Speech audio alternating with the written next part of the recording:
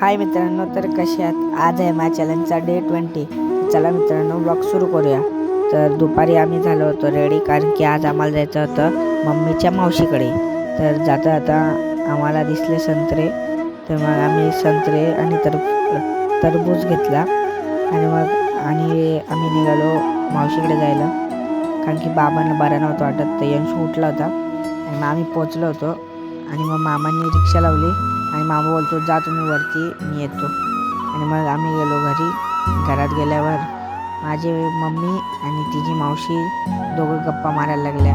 मग मी आलो बाहेर, ते त्यांच्या गप्पा मारत होत्या. मग मी बाहेर आल्यावर बघतो तर काय, आपल्या भारताचा ध्वज फडकत होता. हे पाहून मला खूप आनंद झाले. आणि मग तेवढंच बघितलं तर वाघाची मावशी मस्त पत्रावर चढली होती. आणि मग मी आलो घरात आल्यावर बघतो काही शुभाबू मस्तपैकी खेळत होता. आणि मग चहा आला होता आमचा. आणि मग चहा आम्ही घेतला. चहा आणि बिस्किट दिलं आम्हाला. आणि चहा आणि बिस्किट खाऊन झाल्यावर आम्ही, माझ्या कझन आहे ना, त्याच्याकडे गाडी होती, टॅक्सी.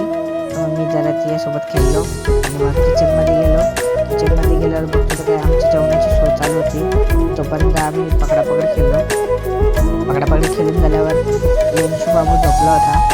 आणि मग आम्ही घेतला जेवायला. जेवण खूपच छान झालं. आणि मग आम्ही निघालो घरी यायला. आणि शुभाबू पण उठला होता. आणि मग आपल्या मराठ्यांची प्रथा असते का, मोठ्या माणसांचे आशीर्वाद घ्यायला पाहिजे. मग मी पण तेच केलं. पहिले बाबांच्या पडला आणि मग आईंचे आशीर्वाद पडले. आणि आशीर्वाद घेऊन झाल्यावर आम्ही निघालो घरी यायला.